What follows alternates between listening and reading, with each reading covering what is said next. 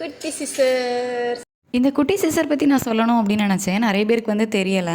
இது வந்து குழந்தைங்களுக்கு நெயில் கட் பண்ணக்கூடியது தான். நமக்கு வந்து பேபி பிறந்ததுமே நெயிலுக்கு வந்து அவங்களுக்கு இருக்கும். அதை வந்து கட் பண்ண சொல்லுவாங்க. அப்படி இல்லை அப்படின்னா க்ளவுஸ் போட சொல்லுவாங்க. பட் என்னோடய பேபிக்கு வந்து க்ளவுஸ் போட்டு அவன் வந்து கையை அசைக்கலை. அதனால் க்ளவுஸ் போடல நான். நெயில் கட் பண்ணுறதுக்கு எனக்கு ரொம்ப பயமாக இருந்துச்சு நார்மல் நெயில் கட்டரை வச்சு.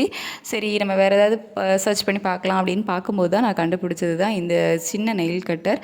ஸோ நான் இது வந்து ஒரு காம்போவாக வாங்கியிருந்தேன். என்னோடய பேபிக்கு அப்படிங்கிறதுனால காம்ப்ரமைஸ் ஆகாமல் லவ்லா பிராண்ட்லேயே வந்து வாங்கிட்டேன் ஃப்ளிப்கார்ட்டில் தான். ஸோ இது கூட வந்துட்டு கோம்பு, அதாவது குழந்தைங்களுக்கு தலை சீவுறது சீப்பு, பெரிய நெயில் கட்டருமே கொடுத்துருந்தாங்க. அந்த பெரிய நெயில் கட்டர் நான் தான் யூஸ் பண்ணிகிட்டு இருக்கிறேன். ஸோ பேபிக்கு இப்போ வரைக்குமே, அவனுக்கு இப்போ 2.5 வயசு ஆச்சு, இப்போ வரைக்குமே இந்த சின்ன நெயில் கட்டர் வச்சு தான் நான் வந்து யூஸ் பண்ணிகிட்டு இருக்கேன்.